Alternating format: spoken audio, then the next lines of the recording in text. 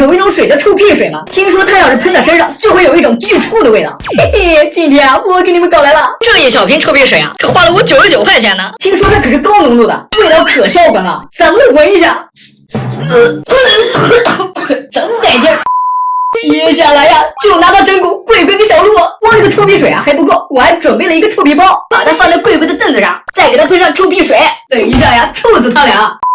贵贵，你啥时候上去啊？就等你了！来了！啊！你放屁了？没有啊，不是我放的。啊，臭屁蛋！这还有一瓶臭屁水！哇，好臭啊！这肯定是小雨在整我们，他也太过分了吧！不行，我们得反击回来！对，可不能让他这么得意。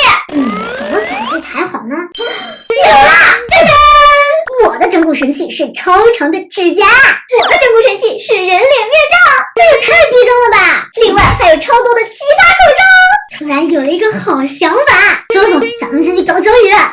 小雨在那边睡觉呢，走，咱们找他去。他都打呼了，睡得跟猪一样。让我先来给他做个美甲，偷偷把他的手移过来。我已经提前准备好这种美甲胶了，那就贴这种最长的，给他的指甲上偷偷贴上胶。现在5个手指都贴好了，再把上面的胶给撕下来，贴上长指甲。贴完了，还真完美哎！我的技术不错吧？对了，把他的眼镜给拿走，这样他就看不清了。对了，我这还有顶假发呢，咱们给他戴上，可千万不要醒啊！接下来我们要来装扮一下自己了，我要变成一个大叔喽！戴上帽子，这张大嘴挺适合我的，戴上它。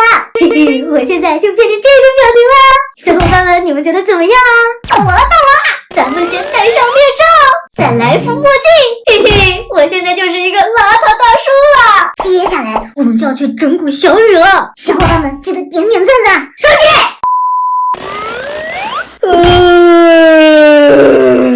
我眼镜呢？我眼镜哪去了呀？奇怪了，我眼镜去哪了呀？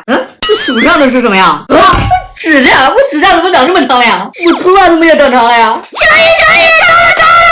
什么呀？什么糟了呀？你俩怎么变成这样了呀？不知道为什么有人给我们喷了这种臭屁水，然后我们两个就莫名其妙长成这个样子了。难道这个臭屁水有毒？你怎么变成女人了？难道我真的变成女人了吗？贵贵，你的嘴怎么那么大呀？我也不知道啊，可能就是中毒了吧。是吧？你怎么变成了一个大叔呀？我本也见人了。那我们变成这样，怎样才能变回去啊？还是得找到这瓶臭屁水的主人才行。你说这瓶臭屁水它到底是谁的呢？不好意思，是我的。果然是你的，被我